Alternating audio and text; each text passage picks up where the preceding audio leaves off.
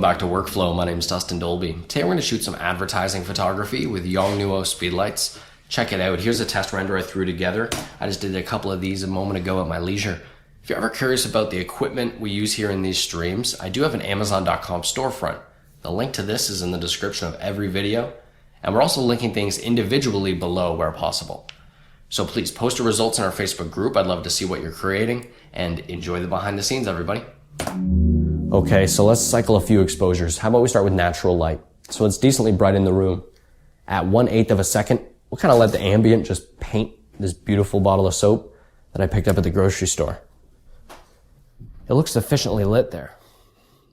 Erroneous highlights like that window can be tricky to control. I just zapped this up to 1/200th of a second, and that should give us a dark frame, hopefully. And a nice black frame will act as a nice canvas. So let's contrast the ambient lighting with the studio option.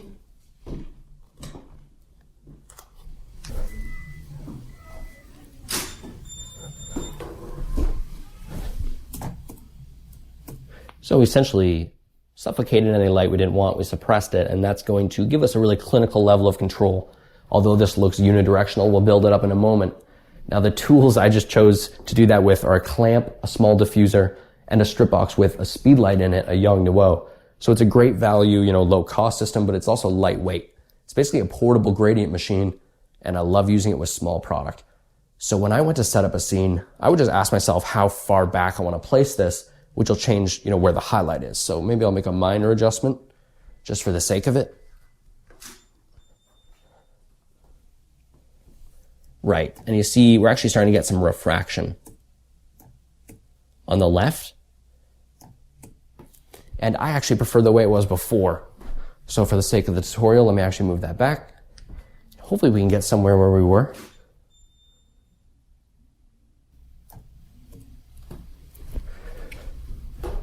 Beautiful. So how about we try to symmetrically build up what we have going on over here?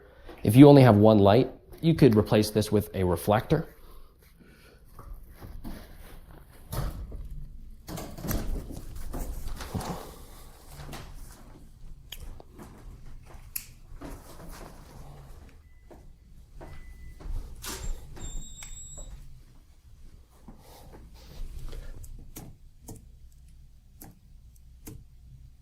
So at this point, one thing I'm paying particular attention to is the amount of space I'm leaving here at the edges. If I'm having this on a fairly dark background like it is now, you'd ideally want something bright at the edges to carve it out, I believe. But we're actually going to put this on a high key background in a moment, so I'll keep rolling with the ample space we've left there. Let me just turn on this backlight real quick. Another Speedlight. And all these lights are at 1/32nd power, which will help us out with a sufficiently brief flash duration in a moment. So we see with the high key background introduced, you notice the problem of the backlight, of course, with the back label, I should say. But the ample space serves well to carve the product out. Should we move each one back perhaps a 1/2 inch?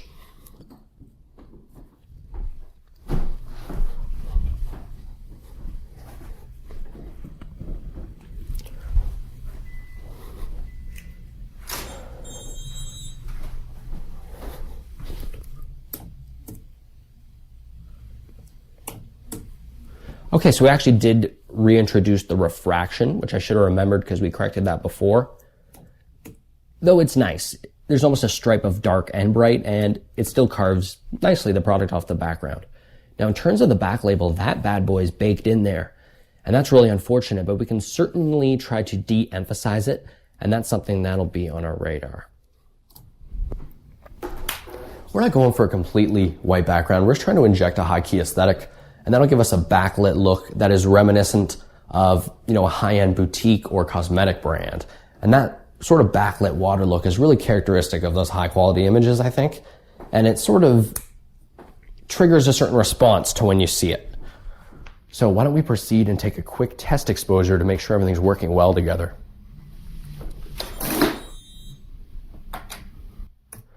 I'm shooting at f11, so one thing you'll notice is I'm allowing the focus to fall off softly towards the back. I'm doing that cognizantly. If you want to extend your depth of field, just stop down a bit. So this is a good canvas, and we'll move forward with this test shot. Okay, I'm going to steal our backlight here, folks. And this is going to paint some beautiful light onto the labels, and I threw it into 1/128th power. So by having the backlight off, we're going to subject these frames to being placed on Lighten mode, which is something we've been exploring here recently. If you're subscribed, you'll know what I mean. And if you're not subscribed, and 80% of you aren't, my analytics told me, go ahead and subscribe. So let's just do this at 1/128th power. Nice. By shooting it straight down, I hoped to de-emphasize that baked in back label so we can really suppress it in post. By having these additional elements be bright, it looks sensational because it's going to be subject to Lighten mode. And that'll do a lot of the rendering out for us.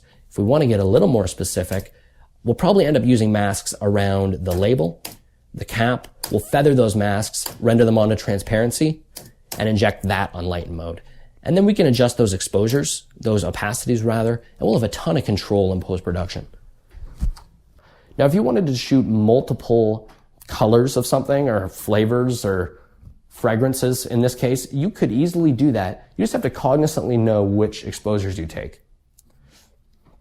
Like I already in a shoot, I never use 60-minute range of exposures and composite them together. I always know what items I need, and I reshoot everything in conjunction at the end, just to make sure it lines up. In fact, you have to be very light, almost like, like a ballerina around the studio to make sure you don't shake anything. So make sure those layers are lining up. Okay, folks, I'll see you in post-production. Make sure to give the video a thumb up, and I'll catch you there. Okay, we're live. So I just unpacked all of my layers into a single folder, and let me show you how I go about painting them together. So first of all, to get them all together, File, Scripts, Load Files into Stack is a quick way to do that. Most of you probably knew that, but there might be a few who didn't. And with the base frame and all of these layers on normal mode, and with these top 3 composite detail layers on Lighten mode, we're going to really craft a sophisticated final look, I think, pretty effortlessly.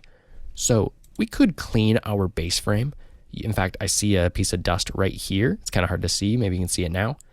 And the reason I choose not to do that is we're going to composite so much busy information around all of this that I don't want to redundantly clean areas that I'm going to patch over later. So for the time being, we're riding dirty. Let's click our label and Alt-click this button, which will give it an inverted mask, which makes it invisible even if the layer is visible. And then clicking the mask, and hit B to bring up my brush, and with white as my foreground color, I'm going to paint this label in by masking it in. Keep in mind, it's on Lighten mode. So check out how smooth this is, like butter. We'll just paint that in there. And the reason this is so simple, I don't want you to think this is dark magic, it's because we pointed the speedlight straight down at the label, which really isolated it. Lighten mode requires a layer to lighten the underlying layer. And by acutely lighting the label, it's the only thing brighter, so that is how it's so effortless. Real quick tip, I often use black and white very frequently when dealing with masks, so you can hit X to switch them quickly. So for instance, I want this to disappear, I'd hit X to bring up black, hold Alt and right click and drag to make this brush smaller, and then quickly patch that in. So you get pretty quick with the shortcuts. Once you get used to compositing, it's almost like playing piano, to be honest. And I'll omit that from the orange a little bit where it's spilt. And with white, make sure we're nice and masked in here. That looks fairly crisp. What do you guys think? So that's the 4th light that you don't have, essentially. And I'm going to repeat that process many times now. And eventually I'm going to take the training wheels off and stop telling you my shortcuts and just do it. But let's do one more really relatively slowly. So we'll select the cap, Alt-click this button to create a black mask, visible the layer, click the mask, hit B to bring up your brush, white is your foreground, and instead of fully masking it in, I'm going to reduce the opacity of this brush to about 1/3 power, just so I can begin to skirt light in anywhere I kind of think looks underwhelming. Like this cap didn't look as underwhelming as the label did when the lights were off. But when things are sitting on such a bright canvas, they often, they pale in comparison in terms of luminosity. Okay, that's looking quite nice. Pretty bright and airy and sort of adds to the, the whole aesthetic. And why don't we do the orange?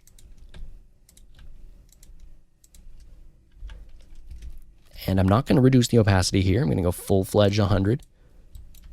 And again, like butter, paint in that orange. And make sure to remember the reflection, because that's a dead giveaway that there was some tomfoolery going on. If you forget the reflection. Now, okay, let's be real here. This orange could probably use some pretty serious cosmetic adjustments. And in reality, I didn't choose a strong enough garnish for a commercial project, but this was just for fun. If you did want to patch this up, you could just put a new layer on color mode.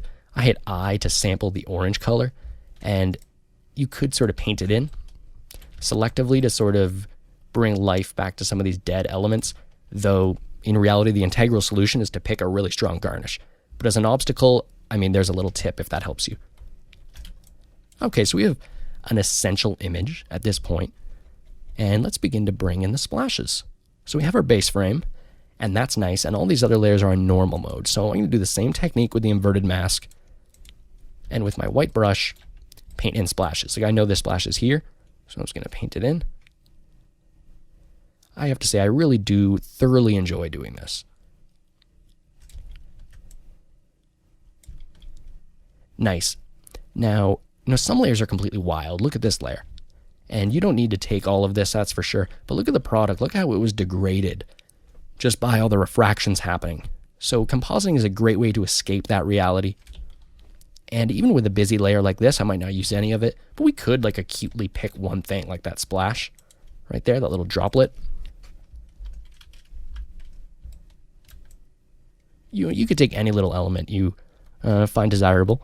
Let's keep going here.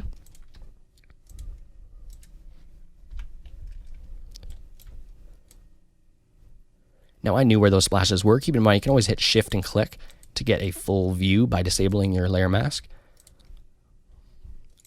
We'll do the fourth splash here. This was quite a large splash. Let's just follow it and see what comes of it. Pretty wild, this one.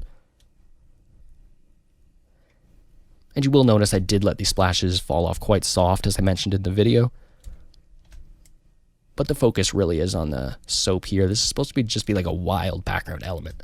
So again, I'll hit X to switch to black as my foreground color, and I'll omit little things like anything that's not jiving compositionally.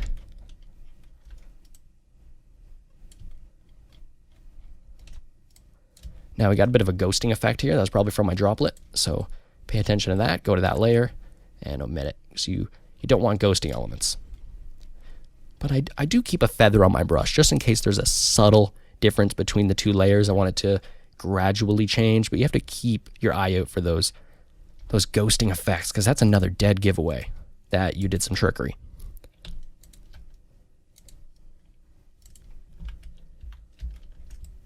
Okay, maybe we'll bring some fun detail in there. That's a nice globby one. Okay, so listen, I get it, guys. Nothing special, but it's interesting to see just how I kind of threw that together, because at the beginning, the image really looked nothing like this, and it's really effortless just to paint things in like that. Now from here, I'm more well suited to begin doing small cosmetic adjustments because I'm not going to redundantly clean things that are covered up. So I might group everything, which I've already done, and I called that orange because we also have a green soap, and I'm going to duplicate that. So I'm retaining the editing capabilities within the folder, but then I'm Control-J to duplicate, Control-E to merge a layer visible copy above it, which now we can sort of acutely edit and turn it off and compare, and we can recall info if we ruin anything. I can hit J to bring up my patch tool, and just quickly, let's get rid of this serial number here. If you hit J, you may have brought up your spot healing tool, but I use the patch tool, which is right here, and we'll start with something small, because we need an area to sample this from. And I'm thinking this is a good contender because it looks similar but doesn't have a 46. So we'll try to line up some elements. And the more you sample, sometimes you open up larger areas that you can sample from. So it's a bit of a snowball effect. And this is going to be fairly haphazard, but can't leave a serial number on there. Okay, so maybe that's not perfect, but it illustrates the point. The problem with the patch tool is the second I bring it out, I love patching every little thing up. But really, that is what I would do at my leisure. To be transparent in my workflow, I would, at my leisure, that's the key, really just scour the whole image and just look for any little thing you want to perfect. And it's by doing that that you really begin to craft a final image that effortlessly just jumps off the page. In fact, I really enjoy doing those edits and then turning the layer on and off just to see it improve. It's very satisfactory. Okay, so that's like a decent starting point from which I would edit this. Further cosmetic adjustments would include maybe even further improving the orange here, as well as removing any soap elements up here, which could easily be done with the patch tool. Probably better solved in camera, but I shot this fairly crudely just for educational purposes, as you can probably tell by my wild composition. Sometimes when I edit really high key images like this, I will put a curves layer above everything. And, maybe this can actually use this, to be honest. It looked kind of maybe a little too bright like this. But the reason I like pulling things down is just so I can see the minute details in the bright areas. And then sometimes at the end, I'll turn this off or, put it to a happy medium. But I think that's a pretty groovy place to start from in terms of that edit. Why don't we unpack the green edit really quick?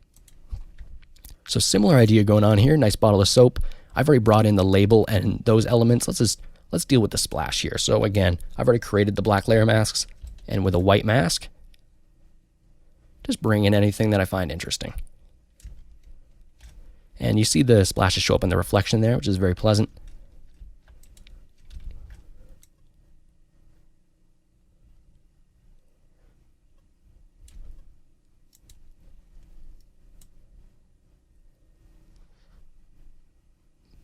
Nice. Now, aside from other small adjustments, really just comes down to tiny cosmetic adjustments to make sure things are looking their best and they're looking presentable. But the general workflow of masking things in never changes, again, as long as your items stay static. That really is the key here. So these are the final renders I threw together, which are pretty much the same thing. And the reason I'm really excited about this is because you could theoretically do this whole thing with one light. We made it a little simpler by having some static elements and some composite elements, but hopefully I gave you a bit of a view into the approach I like to take when it comes to lighting these things. Not only can we augment our lighting capabilities, but we can completely escape reality when it comes to lighting the label, the garnish, the cap, because we don't have to take into consideration how those lights are going to affect the specular highlight or the splash or any of that. By capturing things at our leisure, in the comfort of our editing room, I feel like we can make much more conscious decisions when it comes to editing, assuming you're comfortable with Photoshop, which I think people increasingly are. So, there's a complete quality and quantity when it comes to splashes. I threw these together pretty hastily. I'd love to see you post your results in our Facebook group and improve on these shots. I'm eager to see that. The link is in the pinned comment. Now I'm going to take off. It's a really cold day here in Canada. I'm waiting for Christmas to arrive, and I'm going to go brew a nice hot cup of coffee. So I hope you all have a beautiful day, and I'll catch you next time here on workphlo. Ciao.